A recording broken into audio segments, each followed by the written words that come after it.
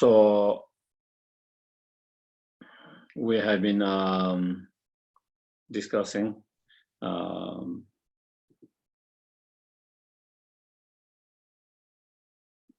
the chapter 9, on the wisdom chapter, and in terms of that, trying to,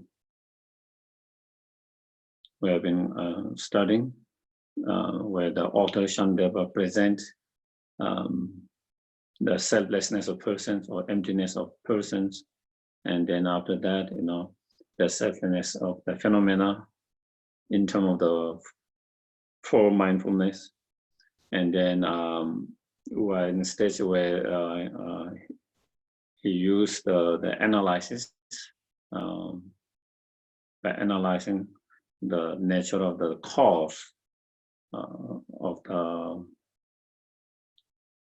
the object itself. And so and yeah, last week we went through where he negated some of the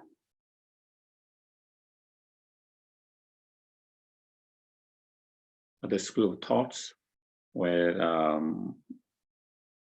there's sense of belief, there is no cause for certain things, and then the author presenting how everything, all the conditioned phenomena exist on its causes, and not only depend on its causes, but it depends on many causes and condition to produce that particular result or product or that particular phenomena.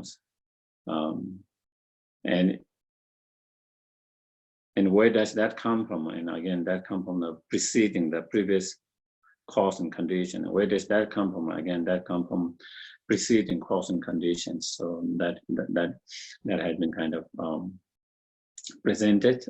So through that, he is presenting what we call, dependent arisings. Where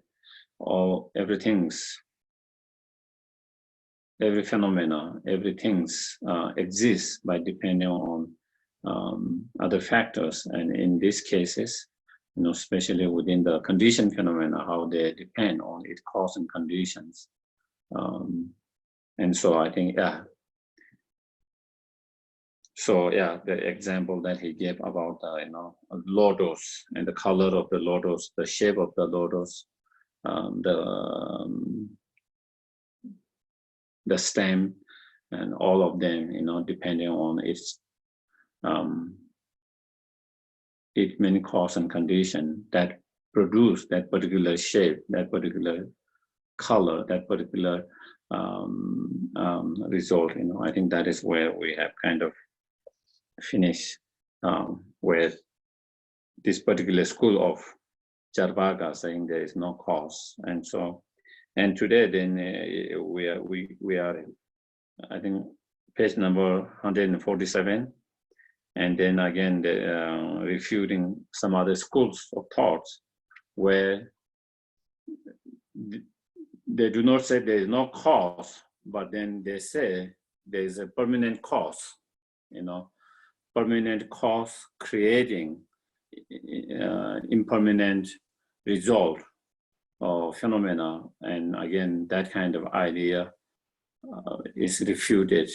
And so refuting a productions from a permanent cause, so then there are particular two non-Buddhist schools, Niyakakas and Vishashikas, believe the cause of everything to be God Ishvara. So in their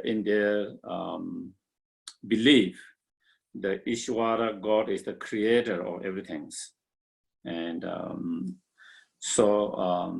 that is their belief. The Ishvara God is the creator of the world, the world that we live in, the sentient beings that live within the world, and all the things that the sentient beings experience. Everything that is created by the Ishvara God, and that Ishvara God is the permanent, and so that is so. That Ishvara God, the 5 qualities, and so namely divinity, purity, and being worthy of venerations, permanence and oneness, and being the creator of everything. So that is their kind of belief. So unlike like the previous school of thought where they said there is no cause, but here they said there is cause, but that cause is this what they call all-pervading, all-creator God, Ishvara, and that is permanence, oneness, and with those 5 qualities. And to that, the middle way school of the Buddhists refute that.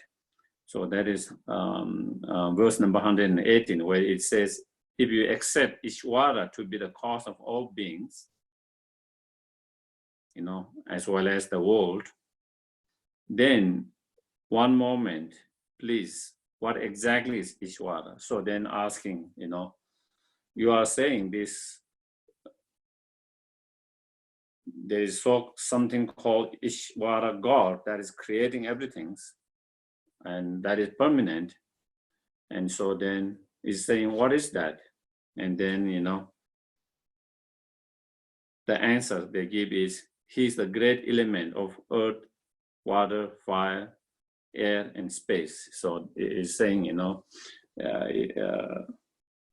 it's like God is in everything, and God is, it is, that God is, the elements of the earth, water, fire, air, and space. And so to that, again, the Madhyamika refute that idea, saying, indeed, those elements are the cause of whatever is formed from them. So he said, we have no disagreement with that.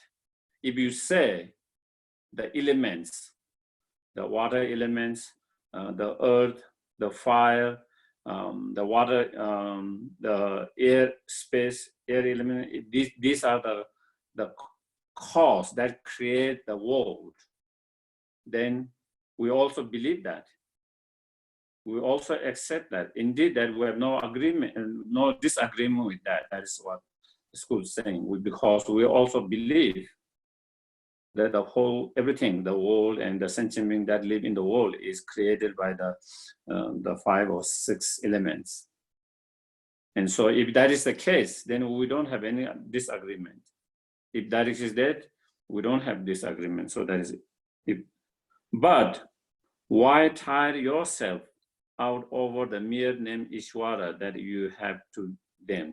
So he's saying, if it is the element that is creating all of that, then we have no differences. But why you try to give those elements a name, God, Ishvara God? It is, instead of saying this is the Ishvara God, you can just say these are the elements. The cause of everything is the elements. The cause of the world is the element. So there's no need to kind of label it as God, as a creator God, Ishvara. There's no need to label that. It's just instead you can say it is and those elements which is the creator of a cause of that, and in that case we wouldn't have any kind of any kind of disagreement. And the next verse, it says, since earth and others, the other elements such as the fire element, water, fire, the water, fire, air, space, so forth,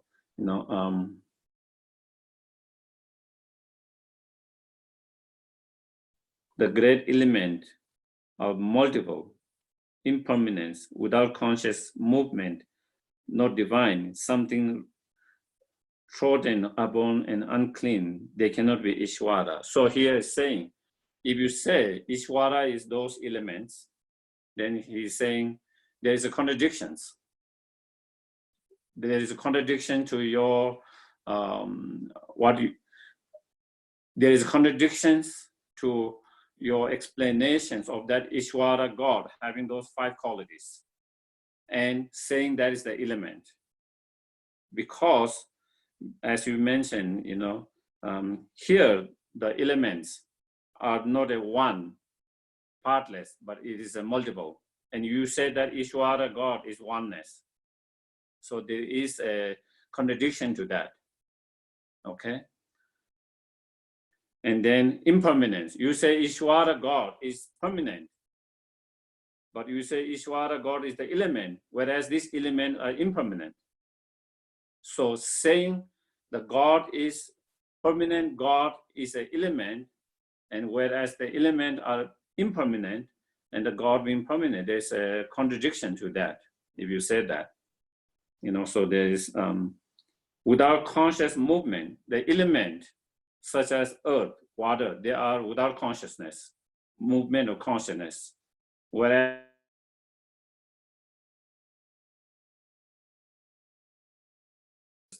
again, there's contradiction to that.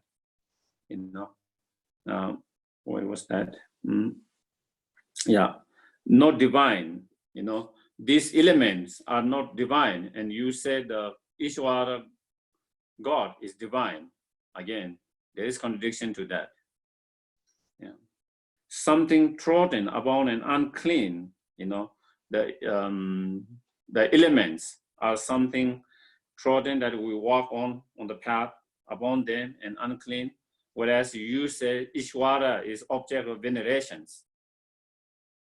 Again, there is a contradiction to that. And therefore, since there is contradiction, therefore, they cannot be Ishvara, means therefore, these elements, the 4, 5 elements cannot be Ishvara God. If you say those elements are Ishvara God, you will have lost all of these contradictions.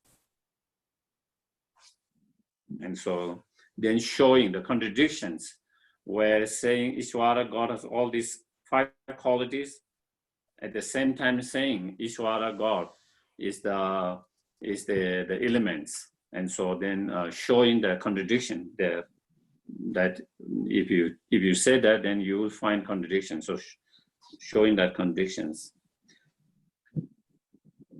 especially with the 4 elements. Sometimes when we say elements, sometimes there's 4 elements, you see sometimes 5 elements, sometimes 6 elements. When you see 4 elements, then is water, earth, and fire, and the air. When there is 5, then you add the space, then it becomes 5. When you see 6, you add the consciousness, then it becomes 6. So you see different numbers. Sometimes there you see 4 elements. Sometimes you see 5 elements. Sometimes you see 6 elements. So in the different scriptures, so when it's 4, then the 4 on when it's 5, then space is added, and when it's 6, then consciousness added. So, and then here space. So if you say, okay, I see contradictions, being those 4 elements, the Ishvara God being that 4 element, I see that contradiction. But then if I say the space element, Ishvara God is the space element. So then again, also saying, even also that cannot be that.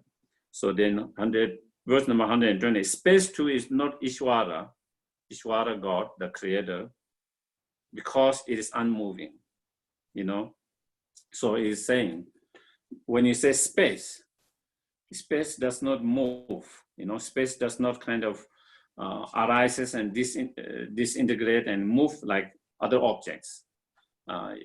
Space means just is a merely absence of something touchable, something abstraction, something mere absence of something abstracting, something touchable, And so therefore, that kind of space is unmovable. Whereas you said Ishvara God is moving, and creating, and creating all kind of experiences, creating different worlds, And so therefore, again, there will be contradictions, because on one hand, you say Ishvara, God is the creator of everything, creating many different things, and through that moving a lot of things, whereas the space element is not that kind of moving and not having same kind of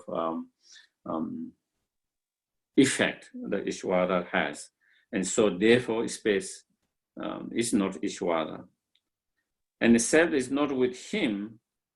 And if you say, oh, it's the self, also neither is the self, because it has already been refuted. And then also, you cannot say also that if you say not the space, but the self is the Ishvara God, also that is that does not exist, because again, in the previous, the self has been refuted with many reasons and logic, how the self does not exist inherently and truly, that has been already refuted earlier. So it's not going to refute here anymore and go over again and repeat again,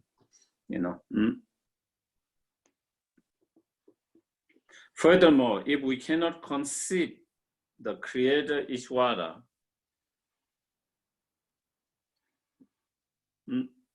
but if you say, there is a Ishvara God, creator of everything, but it is something that we cannot conceive.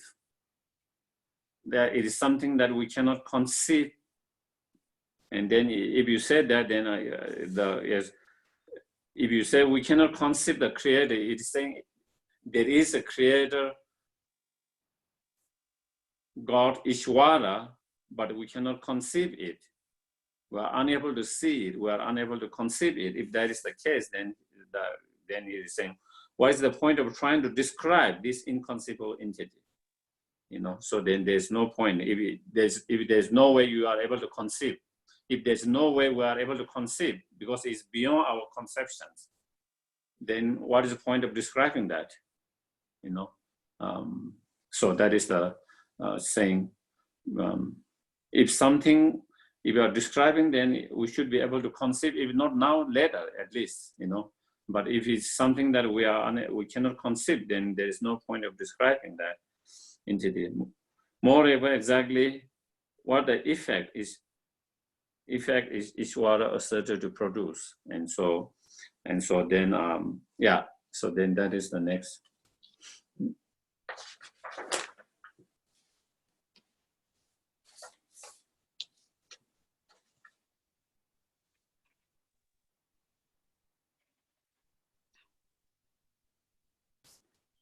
So then, if Ishvara, God is the creator of everything, so then of course it must produce, something. So because it's a creating, so therefore what does it produce? And so it says he created the self, If you say he created the self, the atomic particles of the earth element and so forth, as well as the later continuity of himself. So it's saying, it is not something that the Ishvara does not produce any effect, because it create or produce self as well as atomic particles of the earth element and so forth, like water element, fire elements, air elements, so forth, as well as the later continuity of Ishvara, God himself.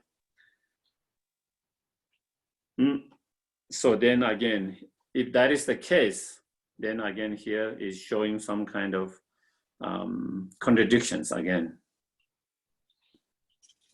So again, he is showing, if you say that, then there is contradiction. So then the Madhyamika says, don't you accept the nature of this thing to be permanent,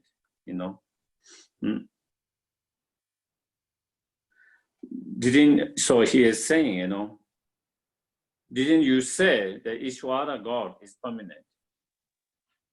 Okay. One hand, you say Ishvara God is permanent. On other hand, you said Ishvara God produce all of these things, create or produce all of things. If it is something that produce certain effect, certain result, certain productions, then how can that be permanent? You know, how can that be permanent? You know, and so therefore there is a contradictions, saying on one side is permanent, on the other side that it is saying is producing and creating all these things. You know, if you do so, it is contradiction to say they are produced. You know, because if they are produced, then it can't be permanent. You know, permanent object cannot produce anything. If it produces something, then because there is change in that cause, therefore it's producing something. If there's something changed, then it means impermanent, isn't it? If there's no change in the cause, then there will be no change in the effect, the result. But if there is some changes in the result, the product, the result, that means there was some change in the cause. That is why there is change in the result, the product. And that means the cause is impermanent because there's some changes, you know. Maybe it might come later also, you know. If you say something is being produced, something is being created, that means something new things that has not existed before has been created or been produced, okay? Otherwise, there's no concept of being created or produced. When you say something being produced, something being created, then that means something which was not there before, and then now something new things, whatever that is, something new has been produced or created. And that means because there is some cause, and that why something new can be created, something new can be produced, because there is something changes in the cause and conditions, and that produce that kind of results. So therefore, that is the kind of the argument. So then the consciousness, the sixth element, is also not produced by the Ishvara, you know. So if it's not produced by the Ishvara, then where does the consciousness come from, you know? So then the consciousness is particular states arises from the various object of consciousness, you know. So when you talk about consciousness, the nature of a consciousness is, you know, knowing or awareness and luminous or clarity, you know, that is what we call consciousness. So when there is some object that reflect on that subject consciousness, then that consciousness arises. For example, there's the iPad, instant of eye consciousness that perceive the iPad, okay? There's the iPad, and that iPad reflect into that eye consciousness. And by reflecting that iPad in that eye consciousness through the eye sense faculty, then that eye consciousness arises. And so therefore consciousness arises on the basis of the objects, you know, by depending on the objects. There can't be a subject, the consciousness, without depending on the objects. And so therefore the consciousness arises on the basis of the object by depending on the object, as well as its previous moment of the consciousness.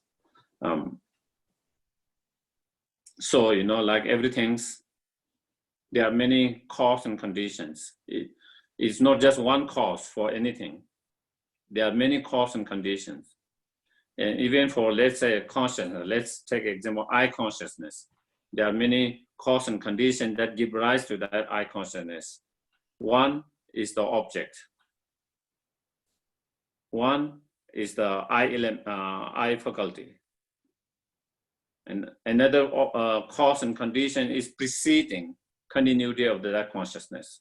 So by depending on all these different cause and condition, then so that is case with any kind of different consciousness state, you know, whether it's a sense consciousness or mental consciousness. It depends on the object,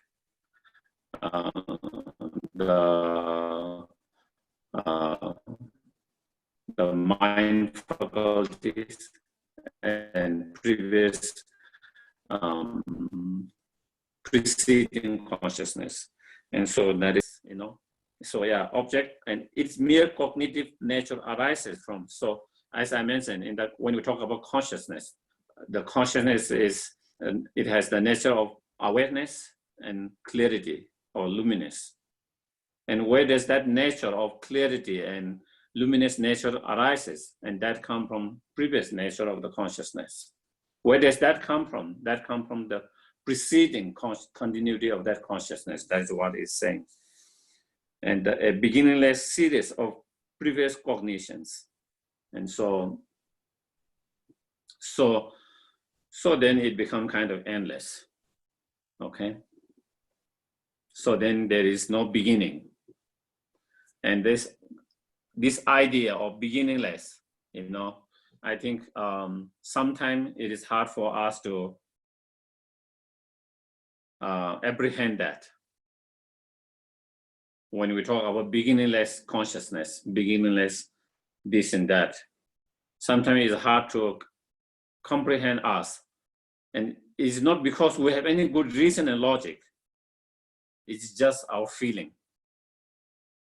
Because we are so used to kind of limit and measurement, you know, our mind is so used to measuring everything.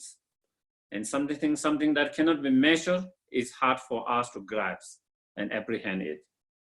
Not because there is a really good reason and logic why we have difficulty with idea of beginningless.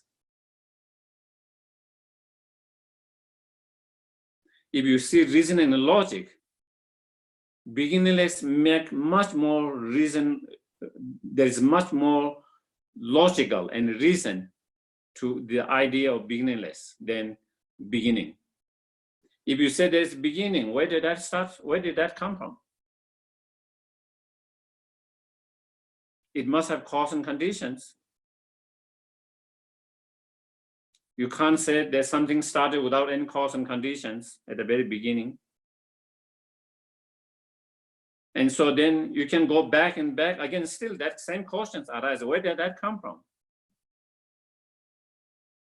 And if you use that kind of a reasoning and logic, the beginningless make much more sense. But it's more difficult for us to apprehend that idea, not because we have any better reason and logic, just because of our habit, our habitual mind, or familiarity with our mind, because we like to feel everything in a measured way, and that kind of you know. So anyway, so here because here is talking about beginningless consciousness, you know, coming from beginningless consciousness, and that idea come often many times in different. Also in a different, the beginningless of samsara, beginningless of life, and all many things. And yeah, if we really think, why do we feel, why we are unable to accept or apprehend this idea of beginningless? If you think, why? Do you have any reasons? Do we have really good reason? Logic? We don't have really good reason and logic. Sometimes it's just our feeling that is just a familiarity, habits of thinking certain way. And then when it goes against that, then it's hard to believe. It is just like, even in this time, maybe we can say, there are certain individuals who have been believing on certain news, certain source of news, for example, and they are familiar with that, and even they have all other evidence. It's hard them to believe, and it's not because they have better evidence. It's just their mind.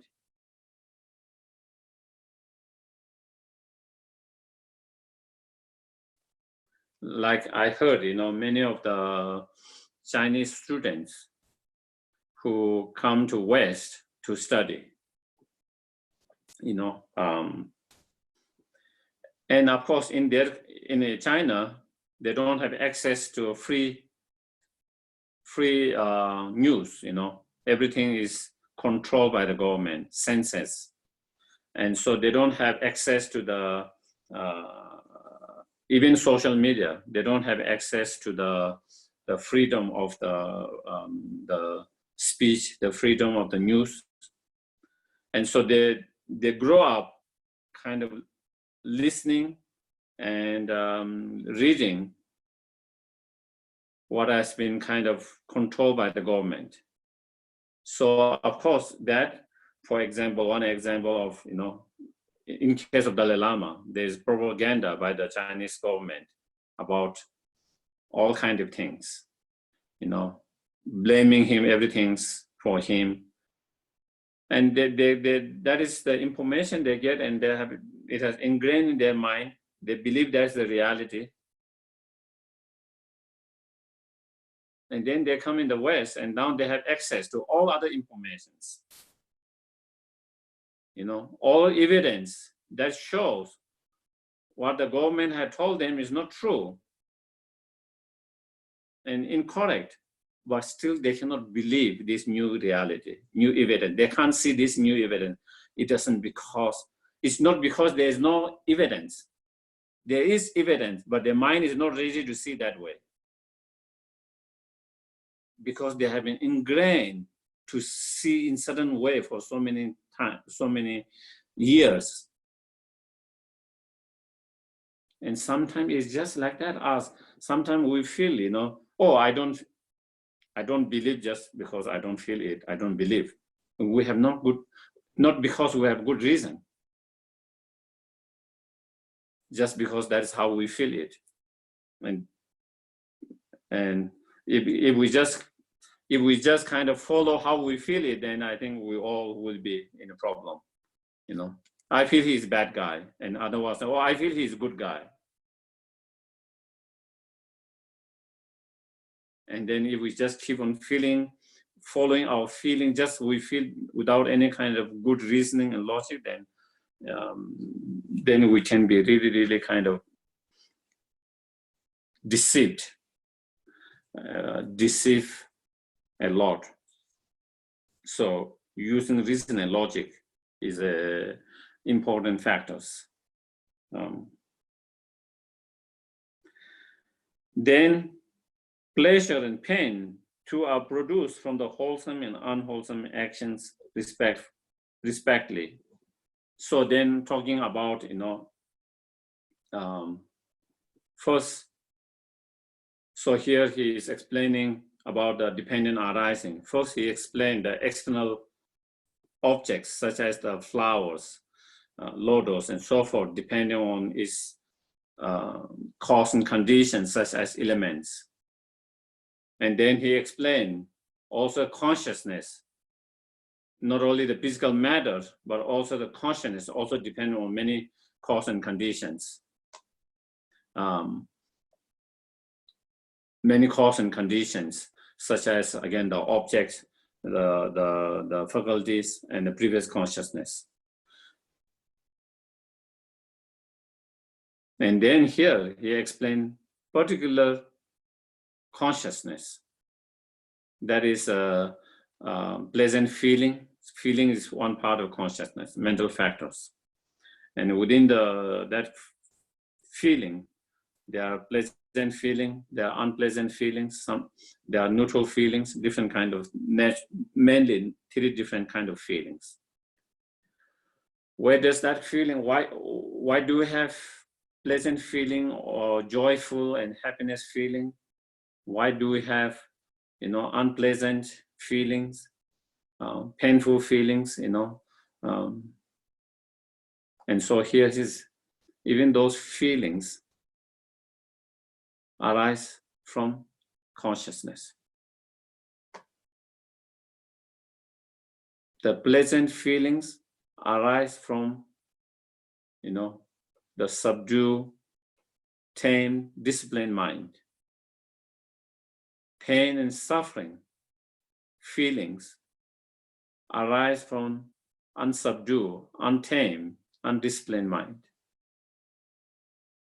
Because of our undisciplined mind, then we engage into unhealthy, unskillful, unwholesome actions. Due to such unskillful, unhealthy, unwholesome actions, then we experience suffering and pain. Due to subdue and tame and disciplined mind, then we engage in a more skillful, more healthy, more wholesome and virtuous actions.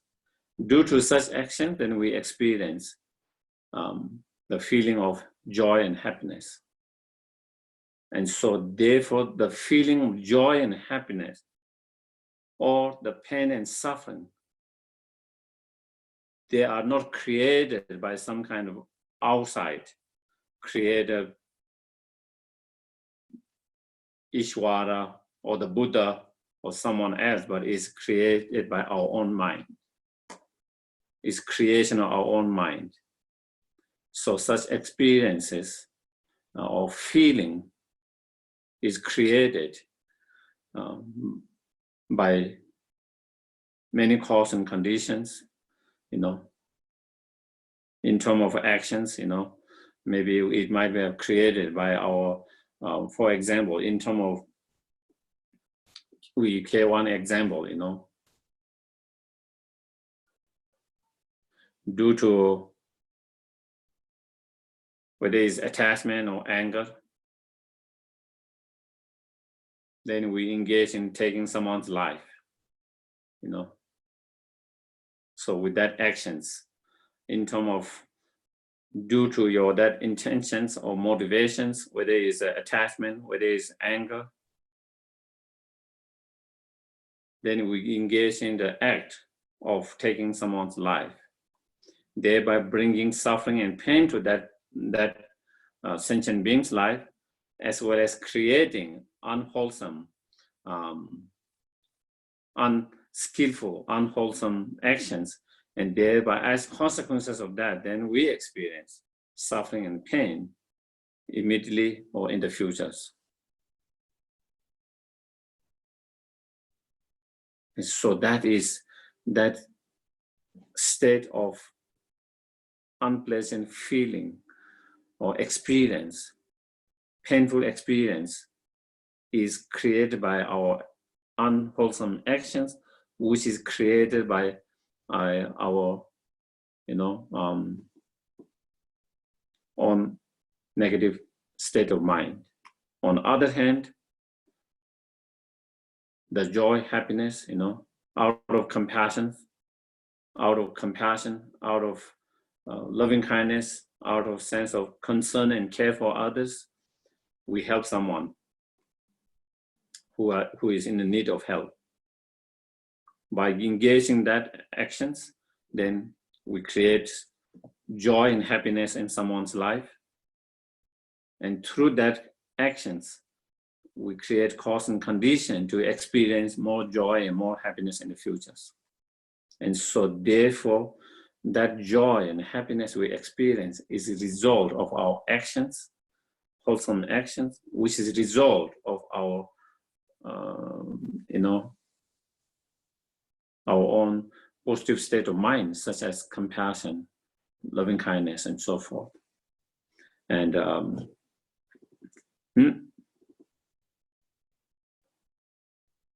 so the main cause and conditions for, as we mentioned before,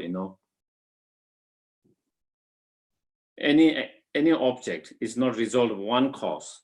Any experience, any circumstances, or any event is not result of just one cause. It's result of many causes and conditions. The same with whatever experience we are experiencing, pleasant or unpleasant. They are not the result of one cause and conditions. There are many causes and conditions.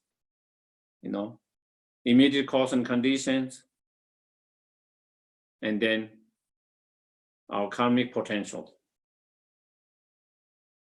And even with that karmic potential, involve many causes and conditions, the motivation, the actions, the completions, and all of that. And so therefore, it depends on many causes and conditions. And among that, the main cause and conditions is the karmic.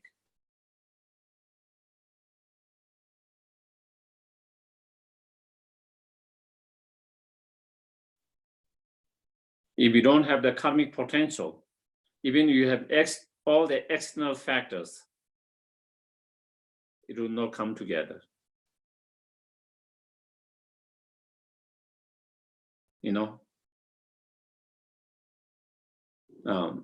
And I think when if we observe in our life around us, to me it seems more and more clear,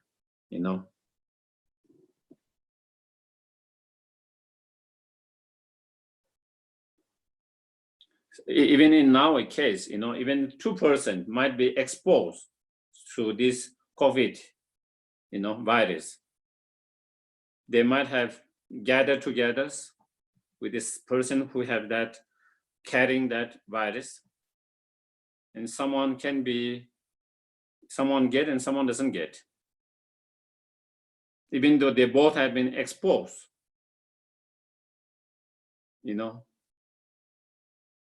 And I'm sure there might be some explanations, little bit from maybe their immune system, how strong their immune system is, and some other factors as well. But also there is a karmic potential as well. I mean, sometimes you hear stories, someone who is like in China, and I think also some other country, who is over 100 age, who has underlying conditions, and who got COVID and recovered. Recover it. In terms of underlying condition, he has underlying conditions.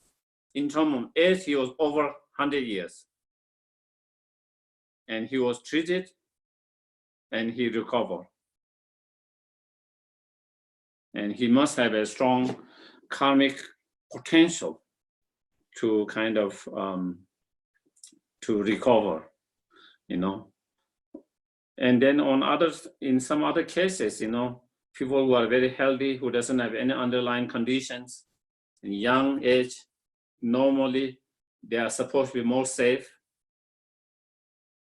Then, they cannot survive because the karmic condition is too strong. So it is not just external factors. And when I see everywhere, in every event, everything's, we can't just explain just by only from the external factors. There's something more than the external factors. There's something more than just the external conditions and factors, and that is karmic potentials. If you take in that account, then I think sometimes we can have better understanding of certain situations, because from the immediate external cause and conditions, everything's there, and why that happened or why it doesn't happen, we can't understand. And so if we take into consideration our karmic potential as well within the cause and conditions, then it gives you a better understanding why. Sometimes we use miracle, the word, but actually it is karmic potentials. Like there is like someone, a young children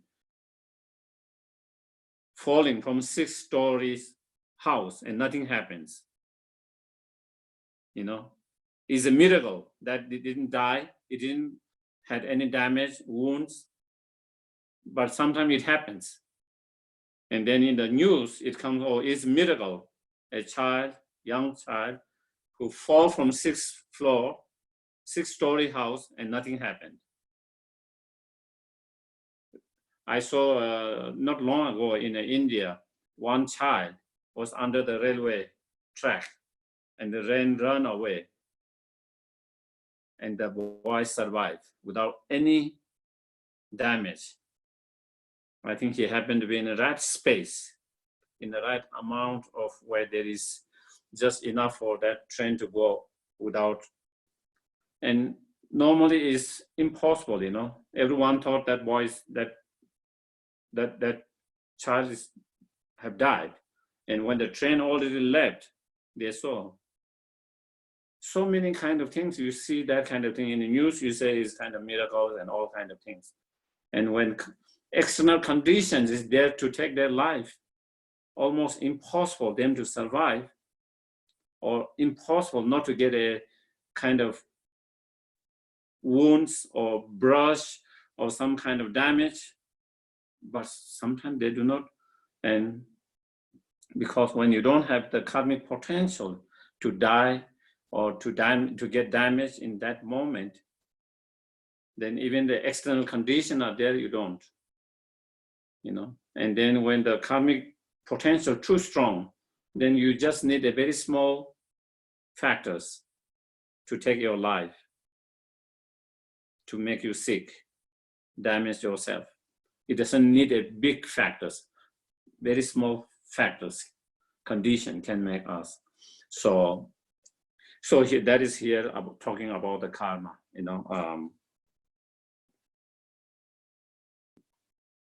and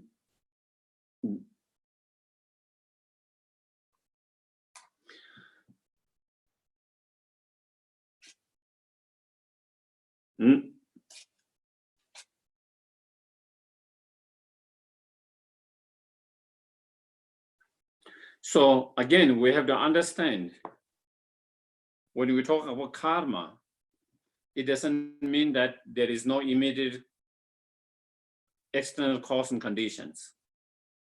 Okay? There's immediate cause and conditions need to come together, as well as karmic potential or karmic seeds coming together. So we can't ignore each of them. We cannot ignore the immediate cause and conditions and become a kind of careless, thinking, oh, if I have karma to die, let it die. So not taking care of yourself to avoid the cause and condition, immediate cause and condition that can lead you to be unhealthy, that can lead you to die,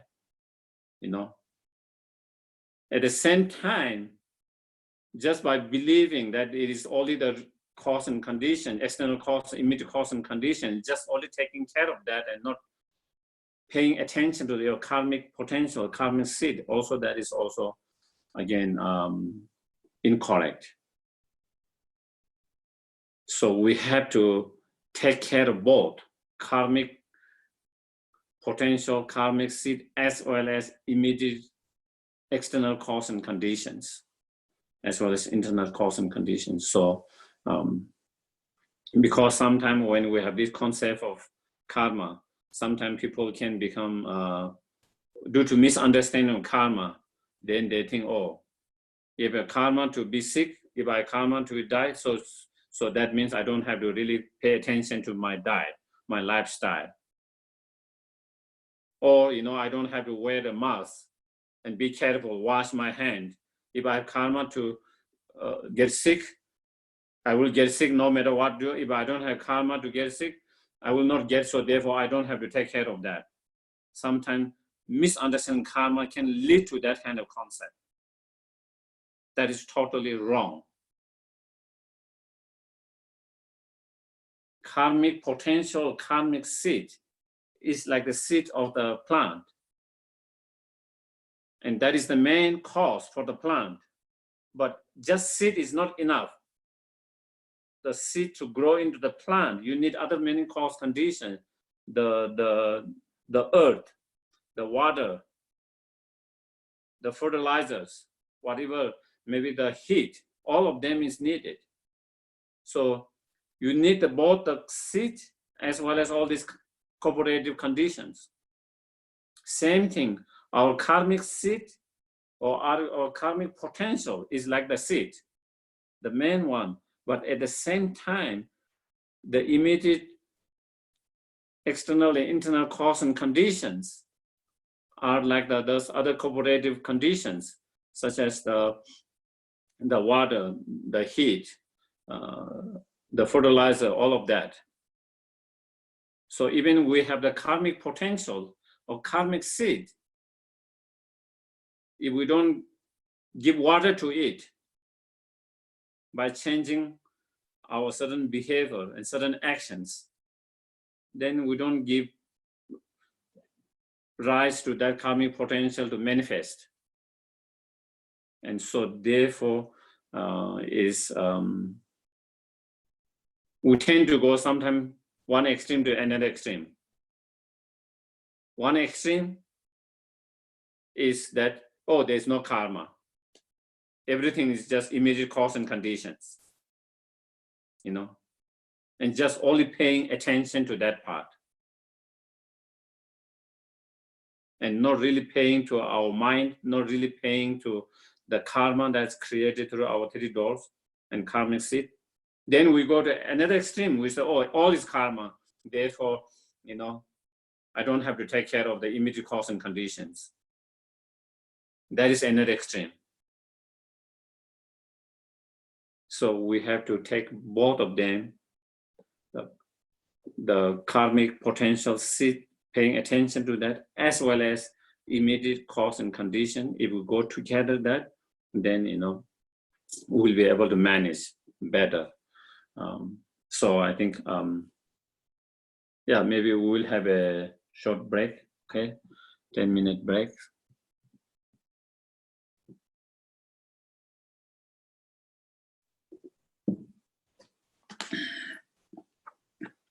Before we continue the verses, there is a question that,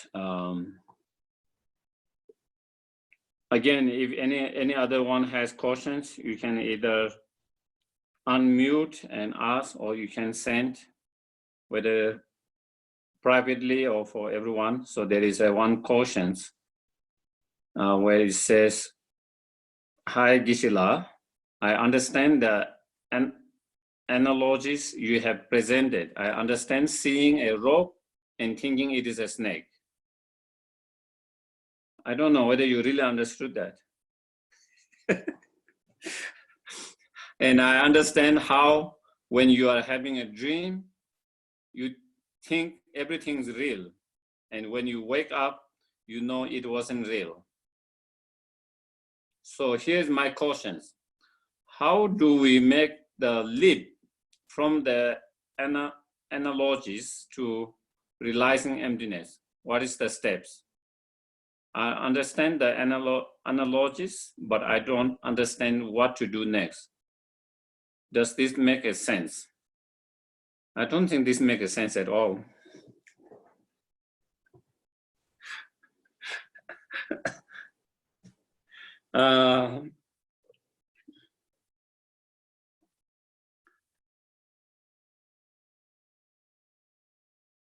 I think the step is to, whether we're on cushions or whether when we are, you know, doing whatever, is to really analyze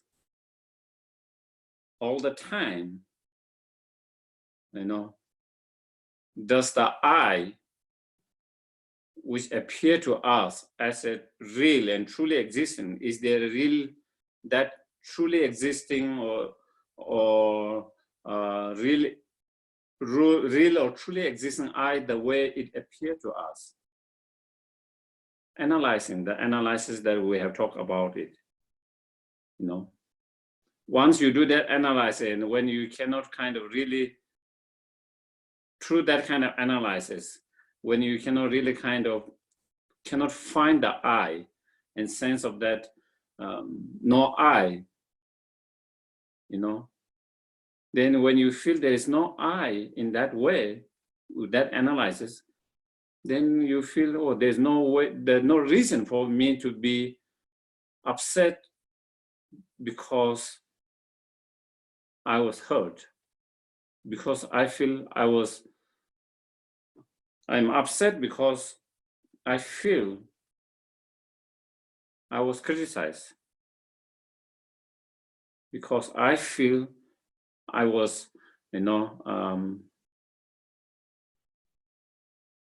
not treated well. But where is that I that we feel that I was not treated well? Where is that I which we feel that I've been criticized? Where is that I which we feel I'm hurt? When you do that analyze, when you don't see that, you cannot find that I, then there's no one to be upset, there's no one to be hurt. And when there's no one to be hurt that way, there's no one to be upset, and there's no reason to upset. If there's no one to be criticized, then you feel you don't feel upset. If you feel there is no one who is being not treated well, then you don't feel hurt. And so that is how we reduce those, strong self-grasping, self-obsessive, and feeling of that, and then through that delusion arises. So that is what we try to do. And at the very beginning, of course, we don't really feel that way, but we keep on doing that practice again and again. Then eventually, you come to a point where you really convince there is not that truly existing self the way it appeared to us. And when you really feel and you have a strong, convinced and certainty in your mind, then that is when it really started to have different response. Same thing, when we're attached to certain objects, there is appearance of that object as something, whatever quality we're attached to, something beautiful, attractive, meaningful, beneficial, whatever quality we see, there is a sense of appearance of that qualities, truly as that quality from its objective side, from its own side, as truly as that. So then, and when we're upset and angry with someone or something, again, there is sense of appearance of that object, or especially the quality of that object that we are upset or angry with, as something very bad, as something, evil, or something bad, or something negative from its own side, object from its own side. There is that appearance, and normally we just follow the appearance and believe that appearance. And so in emptiness, you try to, where is that object? What is that object? Where is that object that I'm so attached to as a whatever quality it is, or upset?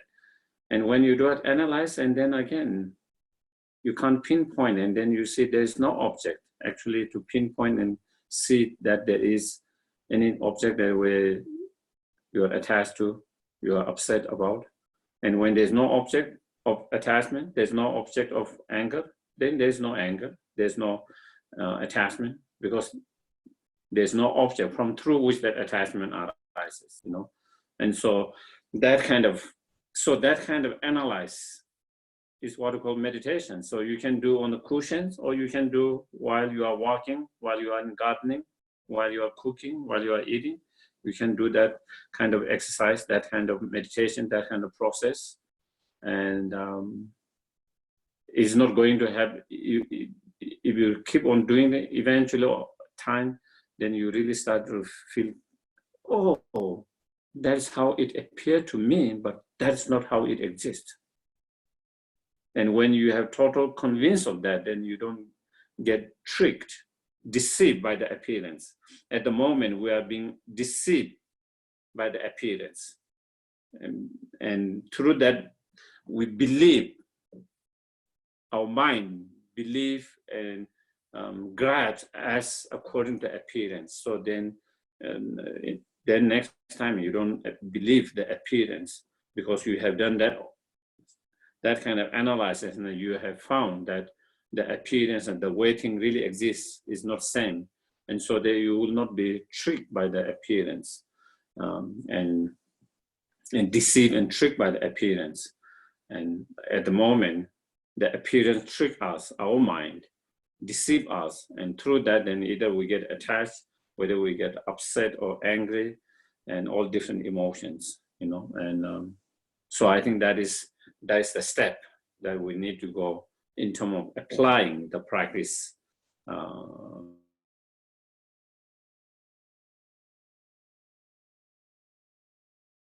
What we need to do, So yeah, I think hopefully, does that make sense? Yes, thank you. Maybe you should say that doesn't make sense. Well, I'll say, do you get it? Okay. Sherab, Yes, please. is it okay if I ask a question? Yes, please.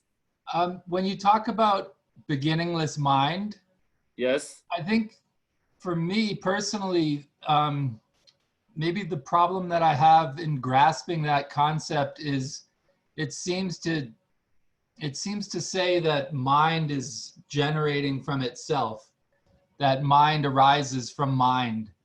And that just seems like it logically impossible. And it kind of is contrary to the concept of emptiness as I see it, because it almost, to me, it sounds like mind is independent, is like self-existent. And so I'm wondering if you can talk about that quality of mind in terms of it being beginningless, but still being empty of inherent existence. Are there other causes and conditions that give rise to mind other than the prior moment of mind? Yeah, as we just mentioned, when we say mind, it's just a vague. It's just like saying phenomena. When you say phenomena, then you say, what phenomena? Are we talking about the table, books, iPad, the cup, glass? It has to be something of that. Same thing when we talk of mind. Which kind of mind? Whether it's a mental factor or whether it's a primary mind. Even with the primary mind, whether it's a sense consciousness or mental consciousness, if it's mental factors, 51 mental factors, and sometimes the numbers different, but many different kind of mental factors. Either any of those mind, whether it's mental factor or whether it is any particular mental factor or any particular primary consciousness, as I mentioned, they need to have three causes. One, the object. Whether it's primary mind or whether it's a mental factor, that particular mental factor or that particular consciousness to arise, it depends on the object, because that mind is subject. It has to have an object. Without that object, it can't be the mind. It's not subject. So it has the object. So object can be external object or sometimes it's internal. Just if you are saying a memory, it is just imagination or something, it's not external. But if eye consciousness, then it is the iPad, for example. So, but there is an object. That is one cause. Secondly, there's what we call the mind faculties. Okay, in eye consciousness, then there is the eye faculty between the mind, the eye consciousness and the objects.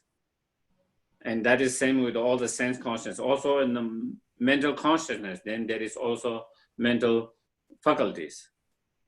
And that is another cause. And then other cause is preceding the mind. And so these are like kind of three causes. Of course, if you go more detail with each of them, then there is more causes than that, but generally like three causes. And so therefore it can't be independent, because it depends on all these different factors and cause and conditions. So so definitely it can be independent, you know, or inherent existent also, because even it is the continuity of the same mind is constantly changing. It's not unchanging mind, it's constantly changing. And if it's constantly changing, then it can't be a inherent existence.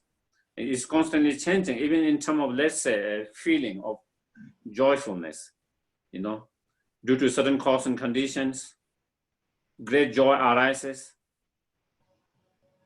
And even that continuity of joy can last for maybe an hour or day or week or month, but it's not same level of joyness. It's changed. Sometimes it's more intense, sometimes it is less intense, sometimes it's obvious, sometimes it's kind of very subtle.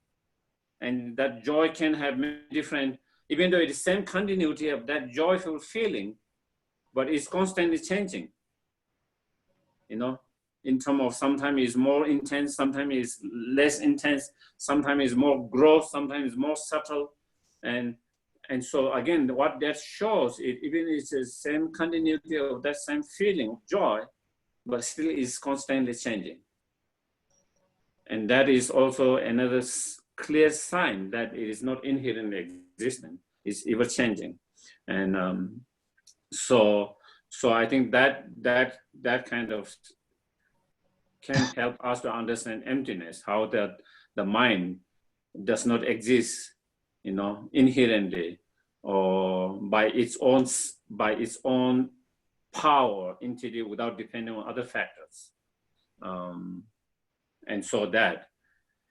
Geshe, that's really helpful. Is that true also with regard to the most subtle mind, like the clear? Yes, same. Yes. Even more subtle mind is mind. It need to have object.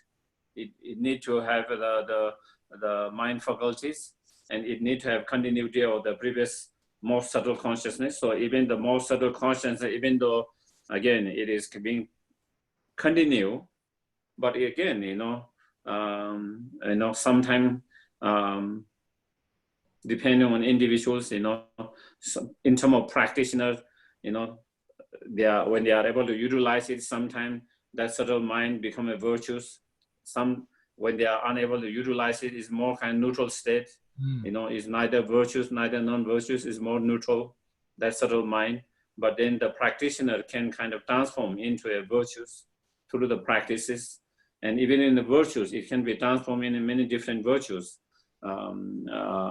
minds. So therefore, again, it keeps on changing.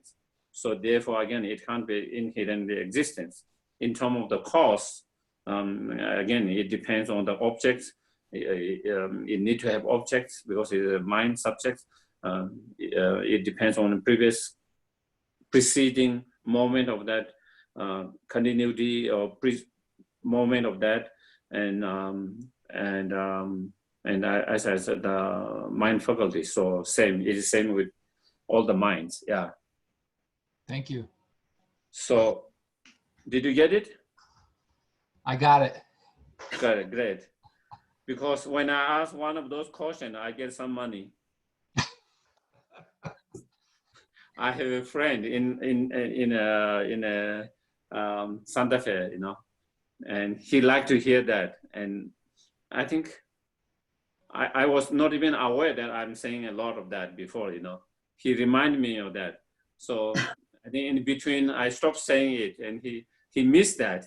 So he was saying, So then next time when I say it, I charge him $5. So the more I say him, the more I say, then I can make more money. Sounds like a right livelihood. Geshe-la, Yes, this.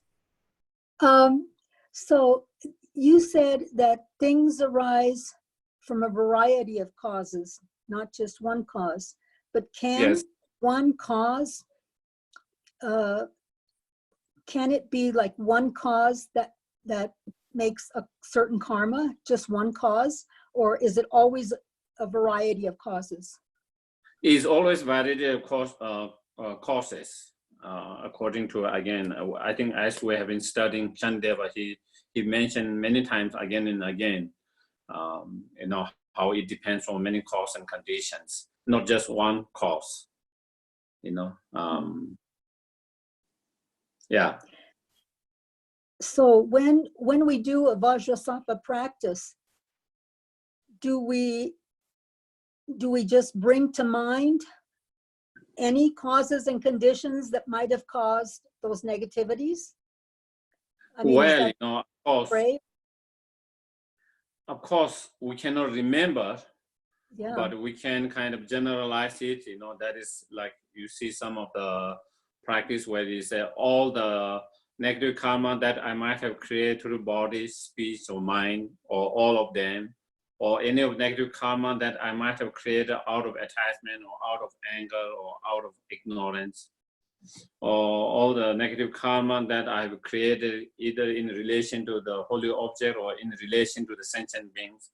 So there is a general kind of, even we don't remember specifically with what cause or what motivations and how we created of them, but we can kind of generalize in that way and try to bring all of that, if especially when we don't remember them, you know, and so that can be helpful when we kind of generalize in being, because all of those negative karma included in those things, you know, and that is one way of doing that. Yeah. That's did it answer your questions? Well, yeah, and I was just thinking of the story you told about Atisha. Whenever he would do something that was negative or have a negative thought, he would get off his horse immediately and do a purification. Mm-hmm.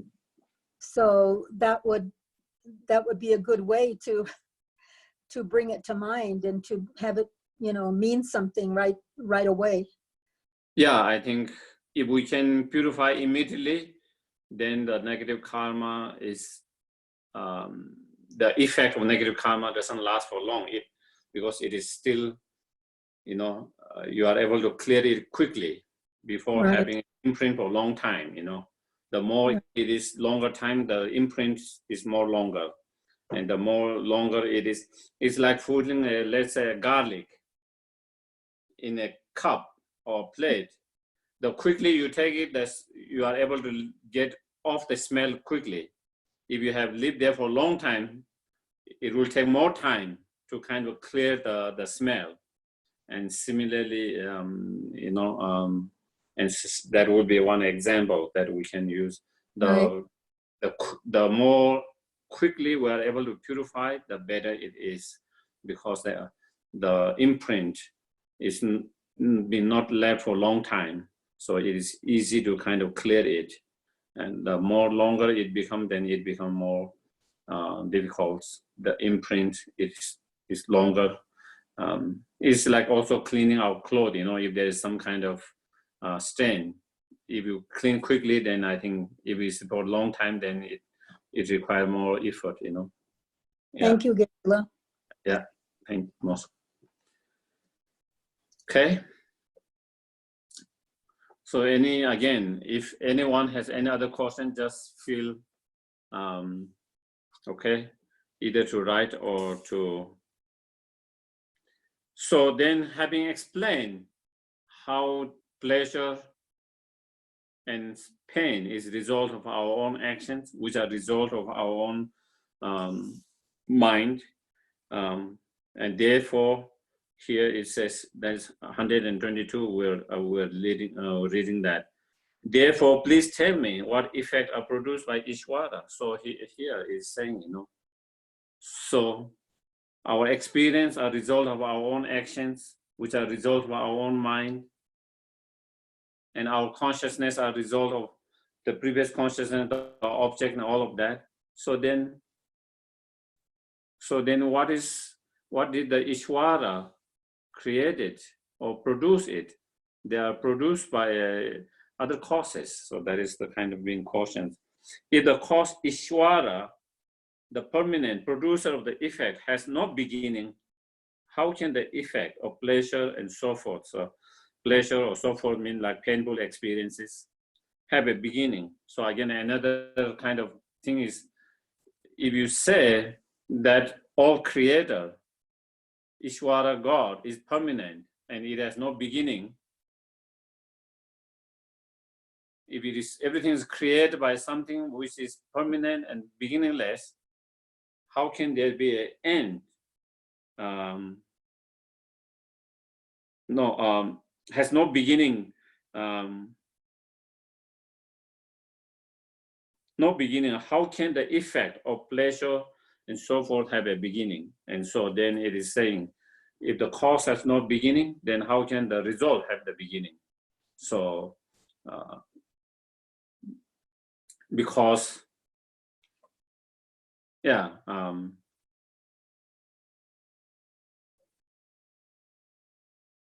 especially it's permanent. If it's a permanent, the cause is permanent, then if we create a result or the effect, then it will always be there together. Otherwise, if it's first there is a time when there is the cause and no effect, and then later there is the effect, the result, then that means it's not a permanent. If permanent, if it exists, it exists all the time. It does not exist, it doesn't exist all the time. But if something did not exist before and it started to exist later, or something then that means it's created by cause, and therefore that cause cannot be permanent. And so that is the kind of, if the cause does not have the beginning, then also the result shouldn't have the beginning, would not have beginning. And therefore, in these cases, then how can you say the pleasure has the beginning? Because, Similarly, since Ishvara also had no end, why would pleasure and pain not always exist? According to you, they should exist in this way always, but in reality, they are not. They are clearly occasional phenomena. So, experience, whether it's pleasant experience or whether it's painful experience, they are occasional. They don't exist all the time. And this is our direct experience. We don't need any kind of reasoning logic. Our experience shows that. Sometimes we feel happy, and then sometimes that is gone. We don't feel any happy anymore. Sometimes we feel very unhappy, pain, suffering, but sometimes we don't feel that. The pain and suffering feeling is gone. It's occasional. Sometimes it arises, sometimes it goes away, So there is end to that. It is not always there. The pain is not always there. The joy is not always there. It keeps on fluctuating, changing, but if it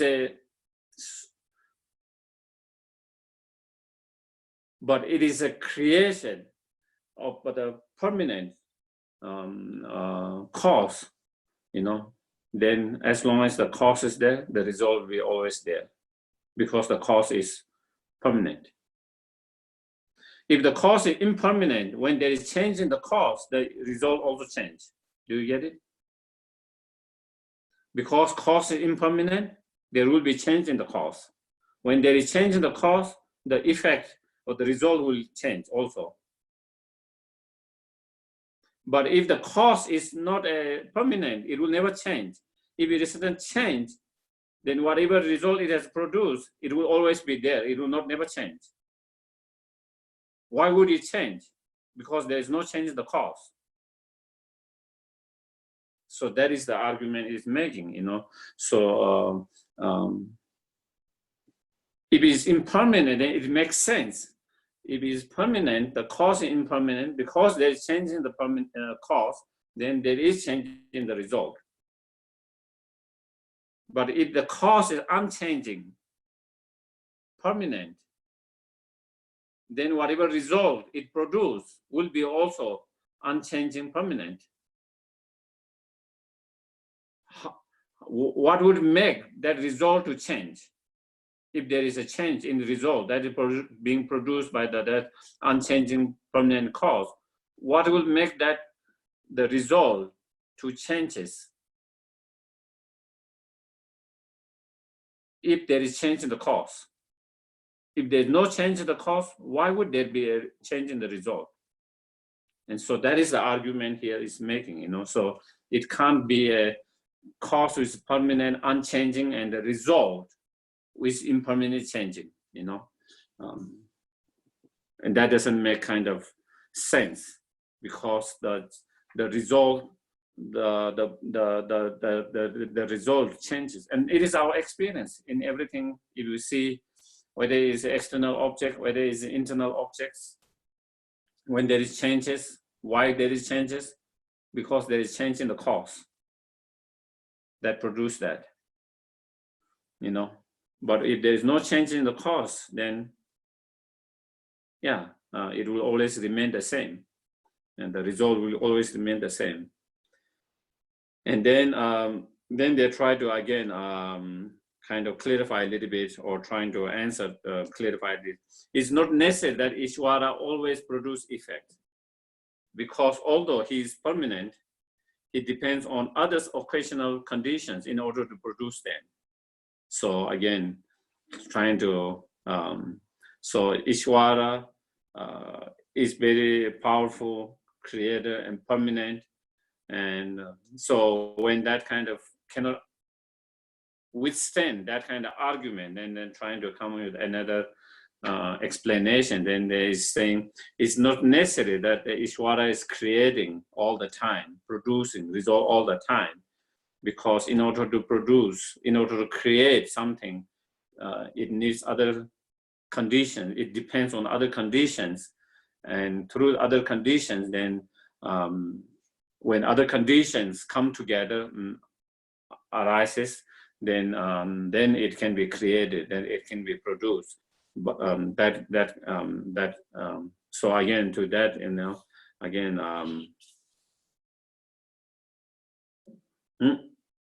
and it will follow that Ishvara cannot depend on anything else, because there is no phenomena other than those what have been created by him.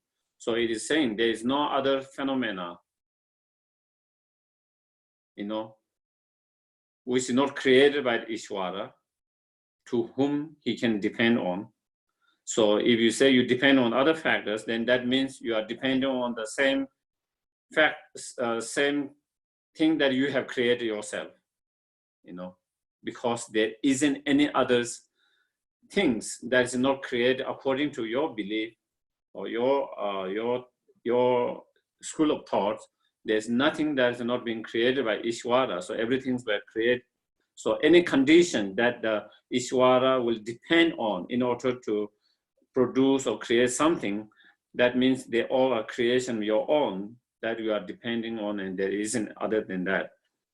And therefore, upon what does this productions of effect depend on, you know? So does that mean it depends on your own very creations? And if you say it depends on your own creation in order to create something, then it doesn't feel like this is the most powerful creator by yourself. Powerful creator where you can create whatever you want or you wish. Because now it seems you have to depend on conditions that you yourself created in order for you to create something new or Ishvara to create something new or produce something new, if he depends upon a group of other conditions, many conditions, group of other conditions, it will follow those conditions themselves would become the cause instead of Ishvara. So then if you say, it is created by coming together of many conditions, group of conditions or many conditions coming together to be produced or creating something new, then it is saying, oh, those are created by those conditions. How can you say those are created by Ishvara? Those are created by the conditions. And so therefore, your thought of schools, your thought that says that is created by Ishvara, not only by Ishvara, you say, is the most powerful and something powerful who can create whatever he wants, So then if that is the case, it doesn't seem he is the all-powerful creator, whatever he wishes, because it has to depend on many conditions to come together. Without that condition, it cannot be created. And so because it depends on those conditions, so then your Ishvara is not as powerful as you said. Or create everything by itself. So this is so because once the cause and condition were assembly, Ishvara have no power not to produce the effect. And without those other cause and conditions, he would have no power to produce effect. In one of the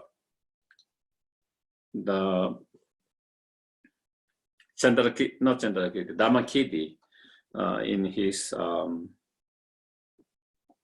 epistemology writing, he says, when the cause and condition come together, nothing can stop.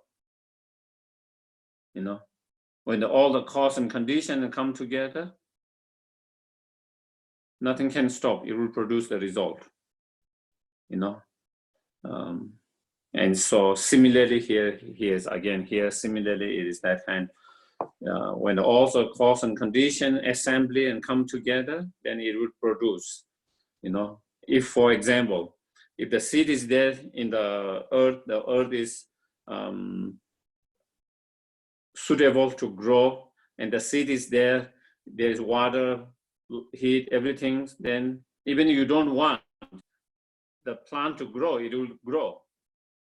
Even you don't wish the plant to grow, the plant will grow because all the cause and condition are there. Yeah, you can make prayer. You can wish, I wish this plant doesn't grow. And you can make prayer, you can wish, but you cannot stop the plant from growing because all the conditions are come together. On the other hand, if all the cause and condition are not together, you can pray, you can wish, it will not grow. If there is no seed, you can pray, you can wish, it will not grow. If you don't give water to the seed, you can wish, you can pray, it will not grow because cause and condition not there. And so here is saying, then it doesn't depend on the wishes of the Ishvara to create or not to create. It depends on the cause and condition coming together. When the cause and condition together, even the Ishvara doesn't want, it will grow. When the cause and condition are not together, even Ishvara wish, even Ishvara want, it will not grow. Again, I think it makes much more sense. It's much more sense, and I think it's much more relevant. It's much more closer to the modern science explanation as well. And our own experience when those cause and it doesn't depend on someone just wish or pray. It depends on creating the right cause and condition together. When cause and condition together, whether someone wish or not, it will come together. It will produce the result. When the cause and condition are not together, even you wish, it will not come together. So that is the point here is making. And so that is why I think also this in practical in our life, you know, what we need to understand from from these statements and this reasoning and logic and that understanding is that, you know, if we want something, we need to create cause and conditions. If we don't want something, we have to stop creating cause and conditions. That is the key. It's not just wishing, praying, but it's more about creating the cause and conditions. If you want something, you need to create all the right cause and conditions. When you create right cause and condition, then it will happen. If you don't want something, then you have to stop creating cause and conditions. What we take from this is just not just an argument between two schools. Each of that, there is a lot of things that we can take in our life and apply. And this is one of the teachings that we can apply is from this, is that about that through understanding of result being produced by coming cause and condition together. So that is how we can kind of apply in our life from this. If the effect were produced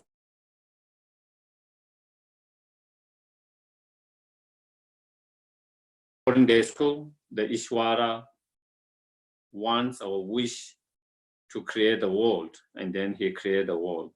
Then Ishvara wish and want to create the sentient beings, then he created the sentient beings.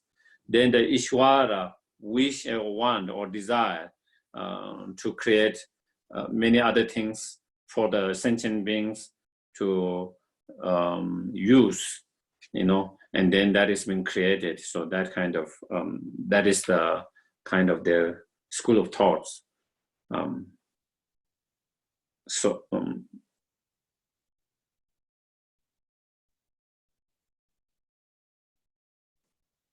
So yeah, so because that being, if the effect of produced without the desire of the Ishvara, it will follow that they are under the power of something other than him, you know. So yeah, if without the Ishvara wish or wants or desire, due to coming cause and condition together, if things are being produced and created, then it clearly shows the Ishvara has no power, total power on that. If the effect was created according to his desire, instead of coming together cause and conditions, but instead according to his desire, his wish, his wants, you know, if they were created according to his desire, their production will be dependent on his desire, you know. So then, first there is the desire or the wish. First there is the desire or the wish and the want to create, and then next is to create that. Okay, so if that is the case, first there is a desire, wanting to create the world, then creating the world. The desire to create the living beings in the world, and then after that creating the living beings.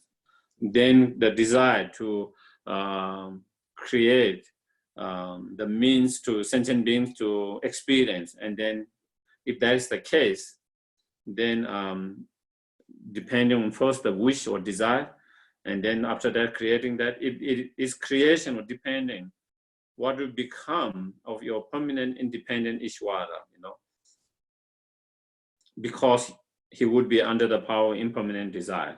So if that is the case, then the creations of the Ishvara is dependent on that his desire, the wish to create.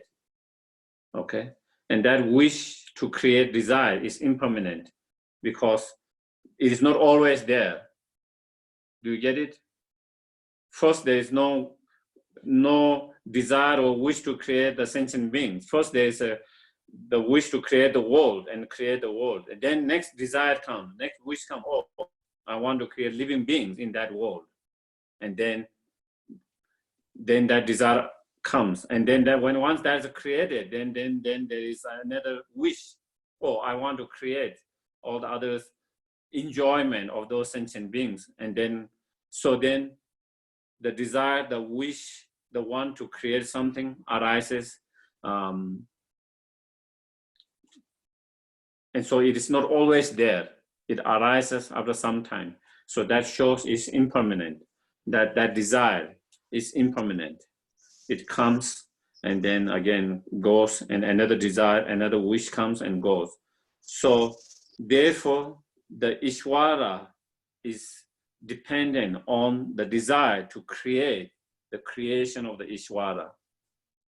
And if that is the case, then on one hand, you say Ishvara is permanent. On another hand, you say the Ishvara is very dependent on the Ishvara desire and wish. And if something is dependent on something, then it becomes impermanent. So then one you say it is permanent. That means doesn't depend on any other cause and condition. But here you say then you would say it depends on desire. So then again, there is a contradiction to that. Contradictions saying is permanent, at the same time saying is dependent on desire to create his creation. And so there is a contradiction again here saying, and because it can't be both permanent and impermanent. And if it is a permanent, then it cannot depend on the desire.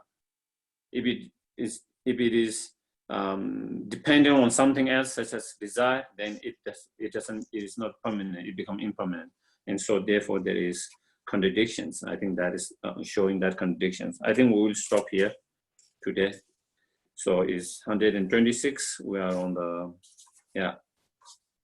verse number 126.